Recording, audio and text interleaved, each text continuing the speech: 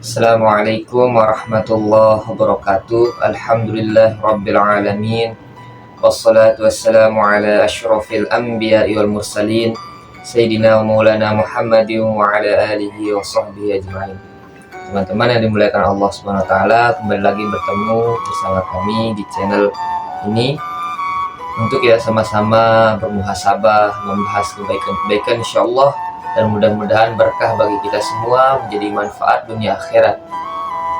Teman-teman yang dimuliakan Allah Subhanahu wa taala, kita seringkali iri melihat saudara kita yang mungkin diberi secara finansial itu lebih daripada kita. Kita lihat ada yang umurnya mungkin seusia kita tapi udah punya rumah sendiri, udah punya bisnis tetap, lancar. Uang itu kayaknya bukan sesuatu yang ia khawatirkan. Kita jadi iri, ya Allah, kenapa, kapan ya aku bisa kayak gitu, kapan ya aku bisa kayak gitu. Padahal sesungguhnya dunia itu, semua yang perkara dunia hakikatnya ujian. Baru menjadi nikmat kalau bisa membuat kita lebih dekat kepada Allah. Maaf, mobil itu diturunkan Allah sebagai ujian. Kapan dia menjadi nikmat? Kalau mobil itu membuat kita semakin dekat kepada Allah. Mohon maaf, dipakai pergi pengajian, ada orang kecapean di pinggir jalan, dan kelihatannya orang itu sudah kelelahan, butuh tumpangan. Kita jadikan mobil itu sebagai tumpangan. Bawa jamaah ke masjid yang isinya bisa menampung 6 orang, daripada sendiri di mobil, mending isi biar bisa membawa 6 orang. Baru menjadi nikmat ketika membuat kita dekat kepada Allah. Karena banyak yang kelihatannya nikmat hanyalah sampul laknatnya bersampul nikmat. Karena apa? Tidak membuat dia dekat kepada Allah. HP misalnya, kalau membuat kita semakin jauh dari Allah, itu bukan nikmat, itu justru bisa jadi laknat yang diberikan oleh Allah SWT, ujian. Maka daripada itu, kita iri, baru boleh iri kepada orang yang ditambah rezekinya oleh Allah, bertambah pula ketaatannya kepada Allah. Kita boleh tuh pengen kayak gitu. Tapi Allah juga tidak paksa kita. Kalau engkau hanya mampu bersedekah 10.000 dari 100.000 uang, yaitu silahkan. Allah tidak paksa kita seperti saudara kita yang setiap minggu bagi-bagi nasi di jalanan. Allah tidak suruh kita kalau kita mampunya hanya 10.000. Jadi Allah tidak memberatkan. Sesuai dengan yang diberikan, sesuai juga yang akan ditanya nanti di hadapan Allah. Karena kalau kita terus melihat semua itu, gak akan habis dunia ini. Dunia ini bertambah terus. Lama-lama karena merasa dirinya gak akan punya rezeki semacam itu, dihalalkan segala cara. Padahal berapa bosnya bisa sanggup memberi gaji sehingga dia mau menjual yang haram itu, sehingga ia gadaikan ibadahnya yang awalnya sholatnya full 5 waktu menjadi ada yang bolong, na'udzubillah. Itu berapa yang dijanjikan bosnya sehingga melupakan yang pemberi rezeki sesungguhnya. Padahal nggak akan tertukar seperti yang kita bahas-bahas sebelumnya. Maka daripada itu, kita tidak perlu iri dengan semua itu. Sedikit yang kita diberikan, sedikit pula yang ditanya. Banyak yang diberikan, banyak yang ditanya oleh Allah Subhanahu wa taala. Makanya kata Imam Ibnu Athaillah, kasihan anak Adam itu, kasihan. Kenapa? Selalu merasa kurang mempunyai dunia, mempunyai uang, mempunyai harta. Selalu merasa kurang punya harta, tapi nggak pernah merasa kurang terkait dengan amal. Kalau masalah dunia, lewat satu hari nih, ada pembagian nasi kotak di salah satu tempat dewan misalnya, setiap hari dibagikan, lewat satu hari, aduh bukan rezekiku, kenapa aku tidak bangun lebih cepat. Tapi kalau terlewat waktu sholat duha umpamanya, atau lewat waktu sholat zuhur, nggak pernah sedih. Giliran dunia selalu merasa kurang kayaknya. Sudah punya uang, kurang kayaknya. Kalau aku nggak ke rumah bosku nanti ada pembagian THR, rugi dong. Tapi giliran ibadah nggak pernah merasa kurang. Allah kan mewajari. Allah kan mewajari. Iya, tapi apakah amal kita cukup untuk memasukkan kita ke dalam surga? Nggak akan cukup. Aslinya memang nggak akan pernah cukup. Tapi kenapa kita nggak pernah sedih ketinggalan amal, sedangkan ketinggalan dunia kita menyesali? Sampai pernah saya pribadi ingin ketemu tokoh idola. Insya Allah beliau orang taat, tapi mungkin karena lebih besar keinginan bertemu orangnya daripada kerinduan kepada Allah. Meskipun ia tokoh agama, Allah uji. Besok pagi mau ketemu nih, mau sarapan bareng di sana. Tiba-tiba Allah uji.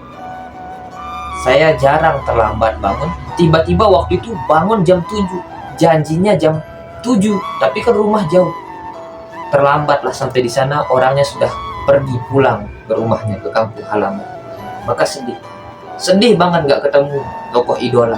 Sampai lupa mensedihkan sholat subuh yang terbangun jam 7 itu. Tapi jangan dicontoh ya teman-teman. Semoga kita semua dijaga oleh Allah. Maka daripada itu, betapa kita kalau masalah dunia nggak pernah mau kalah, nggak pernah mau terlambat sedikit pun. Kita melihat ada bukaan PNS atau ada lowongan kerja, atau misalnya yang ada batas waktunya kayak polisi, tentara ada batas waktunya. Dari sejak kita lulus SMA sampai batas waktunya kira-kira ada 3-4 tahun nih umurku, dia lihat. Tahun pertama gagal, dia coba tahun kedua gagal, dia coba tahun ketiga. Kenapa? Pikirnya apa? Selama masih ada kesempatan, aku nggak mau kehilangan kesempatan, akan ku coba terus menerus. Ia nggak pernah mau kehilangan kesempatan terkait dengan dunia. Tapi berapa kali kita kehilangan kesempatan untuk menambah amal kita, dan kita tidak bersedih sedikit. Itu betapa hinanya kita. Betapa kita sholat kita dari takbir sampai salam, wala yazkurunallaha illa qalila, tidak mengingat Allah kecuali sedikit. Itu pun setelah selesai salam kita merasa sudah penghuni surga, merasa cukup dengan semua itu. Giliran dunia nggak pernah merasa cukup. Kata Nabi Muhammad, seandainya manusia punya 1 lembah emas, akan minta 1 lembah emas lagi, saking nggak pernah cukupnya kalau menghitung dunia. Tapi kalau ibadah, kita biasa-biasa saja. Ketemu bos, ketemu dengan orang penting, parfum kita, pakaian kita yang terbaik. Ketemu kekasih, itu harus semuanya lengkap.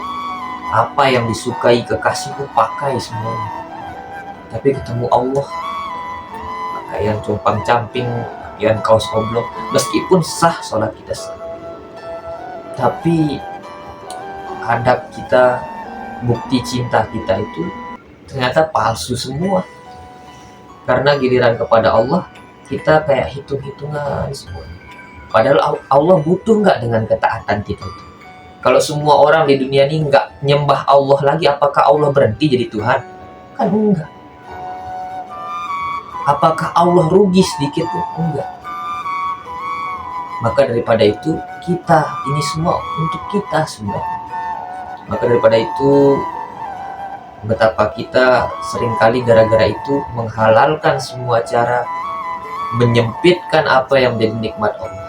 Banyak orang berpikir begini, aku mau jadi PNS karena kalau nggak jadi PNS nggak bisa makan.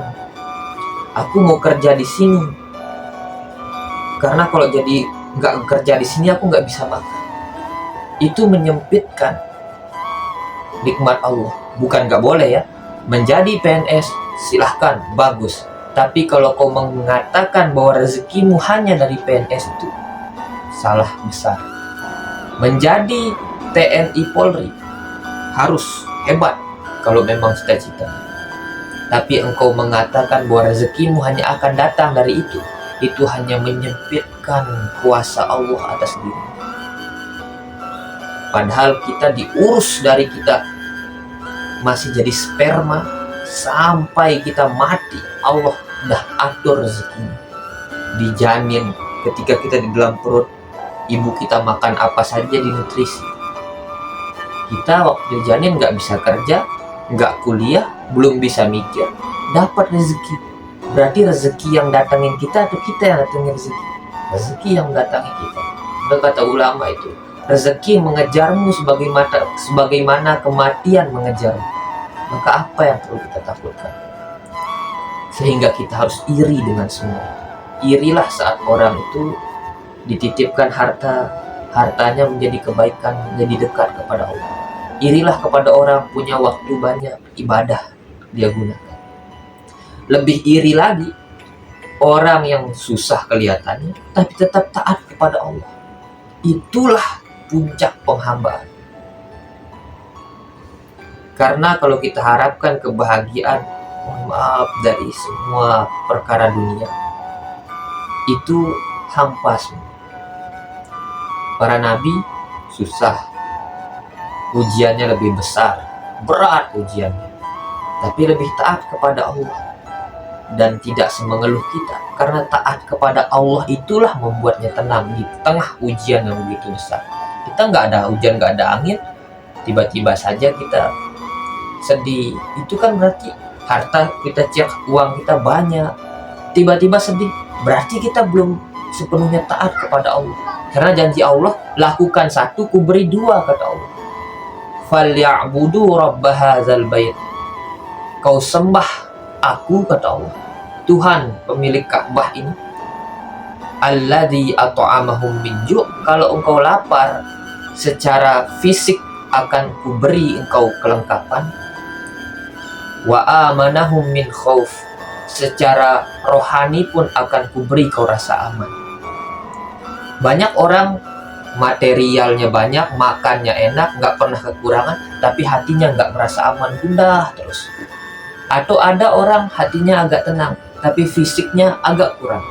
Maka falyabudu rabb hadzal bait. Sembah saja aku, kata Allah. Kalau engkau kekurangan secara material atau amahum min ju', kau lapar akan kuberi makan, engkau tidak ada rumah akan kuberi kau rumah. Wa amanahum min khauf. Engkau tidak tenang akan kuberi ketenangan, engkau takut akan kuberi kau keamanan, kata Allah. Kalau kita sudah beribadah tapi makan masih tidak tercukupi, aman masih tidak merasa aman, berarti kembali ke yang satu tadi, falyabudu rabb hadzal baitnya masih kurang sempurna. Coba, maka daripada itu mari kita merenung, semoga jadi kebaikan. Diri ini juga masih belajar untuk memanage hati agar tidak kecewa berlebih terhadap dunia. Karena dunia ini memang hakikatnya membosankan, cepat membuat bosan. Kita punya HP sehari, 2 hari, seminggu, kita senang. 5 tahun dilempar tuh ke kasur.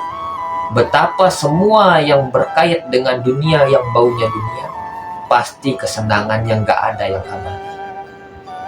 Pasti sementara. Punya mobil, senang, lama-lama bosan juga, pengen yang lebih lain. Oleh karena itu sangat rugi orang yang melepas akhiratnya demi kesenangan dunia. Barangkali hanya ini yang bisa disampaikan. Semoga kita menjadi lebih baik. Saya pribadi juga doakan semoga mati husnul khotimah. Terima kasih. Assalamualaikum warahmatullahi wabarakatuh.